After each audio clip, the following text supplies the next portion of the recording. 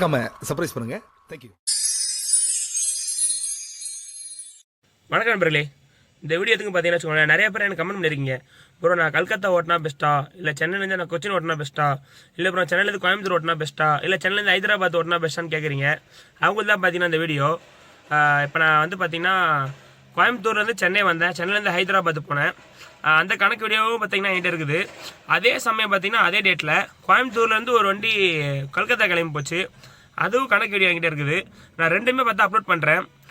எது பெஸ்ட் நான் சொல்லலை, உங்கள் விருப்பம். எது பெஸ்ட்டோ நீங்கள் ஓட்டிக்கோங்க, எவ்வளோ இருப்பு நிற்கிது நீங்கள் பார்த்துக்கோங்க. ரெண்டுதில் நீங்கள் எது ஓட்டுறீங்களோ ஓட்டிக்கோங்க. அதே மாதிரியே நீங்கள் என்ன பார்த்தீங்களோ அது என்ன உங்களுக்கு புரிஞ்சுதோ அதை கமெண்ட் பாக்ஸில் சொல்லிட்டு போங்க. அப்போ தான் நானும் அதை பற்றி டிசைட் செய்ய முடியும். பாருங்கள், கணக்கை பார்த்துருவோமா? இதான் பார்த்தீங்கன்னா மச்சா வண்டி. வண்டி நம்பர் TN 52 AA 9077. வண்டிக்கு 22ஆந்தேதி லோடு ஏற்றிச்சு கோயம்புத்தூரில், 26ஆந்தேதி கல்கத்தாவில் இறங்குச்சு.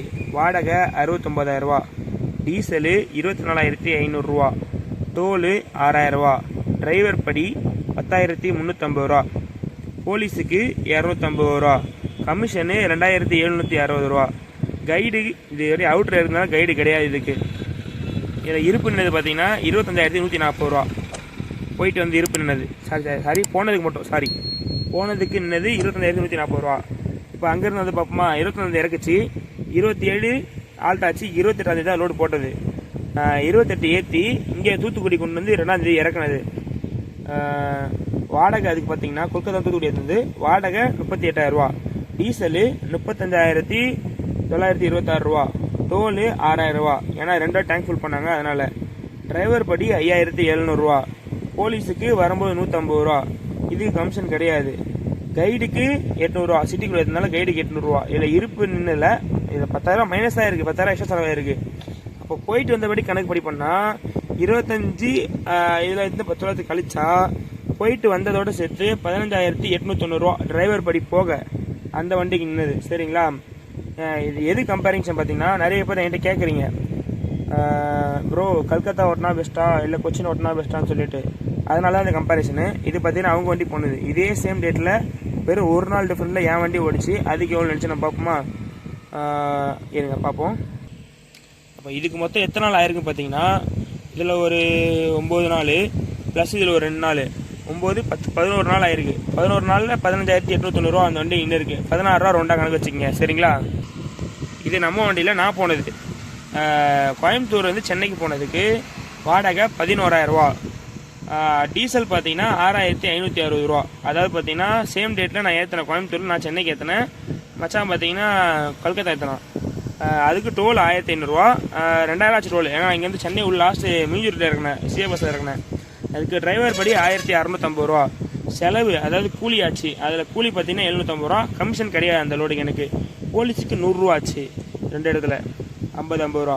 இதில் இருப்பு பார்த்தீங்கன்னா -60 ரூபா. இல்லை இருப்பு ஒன்றும் நிற்காது. சரிங்களா? அதேபடி பார்த்தீங்கன்னா இப்போ சென்னையிலேருந்து 23 இறக்கிட்டு 23 லோடு போட்டுட்டேன். 23 இறக்கிட்டு 23 லோடு போட்டேன். சென்னையிலேருந்து ஹைதராபாத் லோடு போட்டேன். HYDனா ஹைதராபாத்.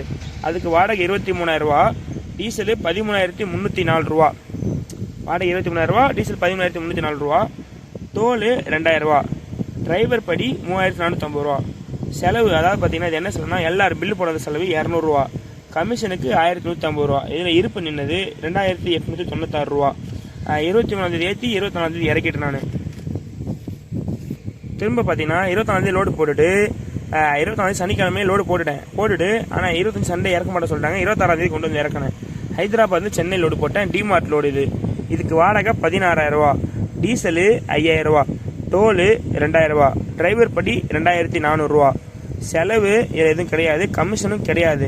இது போலீஸு மட்டும் 50 ரூபா கொடுத்தேன் இறக்கிட்டு வெளியே வரப்போ. இருப்புக்கு இதில் 6,550 ரூபா. சரிங்களா? திரும்ப 26ஆந்தேதி இறக்கிட்டு 26 லோடு போட்டுட்டேன், கொச்சினுக்கு போட்டேன். சரிங்களா? 26 ஏற்றி 29 இறக்கினேன். இதுக்கு என்ன வாடகை பார்த்தீங்களாமா, சென்னையிலேருந்து கொச்சின் லோடு ஏற்றினதுக்கு வாடகை 24,000 ரூபா, டீசலு 13,277 ரூபா, டோலு 2,000 ரூபா, டிரைவர் படி 3,600 ரூபா. செலவு என்ன செலவுனா எல்லாரும் பில்லு போட்ட செலவு 200 ரூபா, கமிஷனு 1,550 ரூபா. இது சரியாக போடல, அதனால் இங்கே போட்டிருக்கேன் 1,550 ரூபா. இதுக்கு போலீஸ் செலவு எதுவும் கிடையாது. இதில் இருப்பு பார்த்தீங்கன்னா 3373 ரூபா ப்ளஸ்ஸு 26ஆம் தேதி ஏற்றி நான் 27 28 போயிட்டேன். ஒரு நாள் நின்னதுக்காண்டி 700 ரூபா ஆல்ட்டு போட்டாங்க எனக்கு. சரிங்களா? அதுக்கப்புறம் பார்த்தீங்கன்னா 29 இறக்கி முடிச்சுட்டு 30 லோடு போட்டேன். 29 லோடு போட முடியல. 30ஆம் தேதி தான் லோடு போட்டேன். சென்னைக்கு லோடு போட்டேன். 30 லோடு ஏற்றி 1ஆம் தேதி இறக்குனேன்.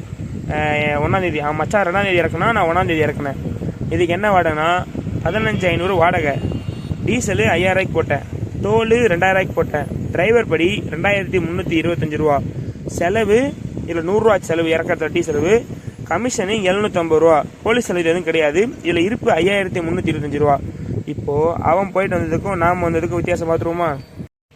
அந்த வண்டி பார்த்திங்கன்னா 22ஆம் தேதி மே மாதம் கிளம்பி ஜூன் 2ஆம் தேதி முடிஞ்சுது இறக்கி முடிச்சதோட. நம்ம வண்டி மே 22 கிளம்பி ஜூன் 1ஆம் தேதி முடிஞ்சுது, லாஸ்ட்டாக முடிஞ்சுது. மொத்தமாக கணக்கு பார்த்துருவோமா? இது பார்த்திங்கன்னா அந்த வண்டிக்கு 15890 ரூபா மீதி, டிரைவர் படி எல்லாமே போக, டீசல் டோல்லாம் போக. இந்த வண்டிக்கு 1ஆம் தேதி முடிஞ்சதோட 18844 ரூபா மீதி, டீசலு டிரைவர் படி டோல்லாம் போக. இந்த வீடியோ பார்த்துருப்பீங்க, எல்லாருமே புரிஞ்சிருக்குன்னு நம்புகிறேன். அப்படி புரியாத கமெண்ட் பண்ணுங்கள். என்ன புரிஞ்சிருக்குன்னு சொல்லி கமெண்ட் பண்ணிட்டு போங்க. அப்போ தான் நான் அடுத்த வீடியோ போடுறதுக்கு எனக்கு உதவியாக இருக்கும். ஏதாவது டவுட்னாலும் கேட்டிங்கன்னா தான் நான் அடுத்த வீடியோவில் வந்து என்னை திருத்திக்க முடியும். என்னென்னு பார்த்து சொல்லிட்டு போங்க. எந்த லைன் ஓட்டினா பெஸ்ட்டுன்னு சொல்லி மறக்காமல் கமெண்ட் பண்ணிட்டு போங்க. அப்போ தான் நீங்கள் என்ன ஒப்பீனியன் கொடுக்குறீங்கன்றது எனக்கு தெரியும்.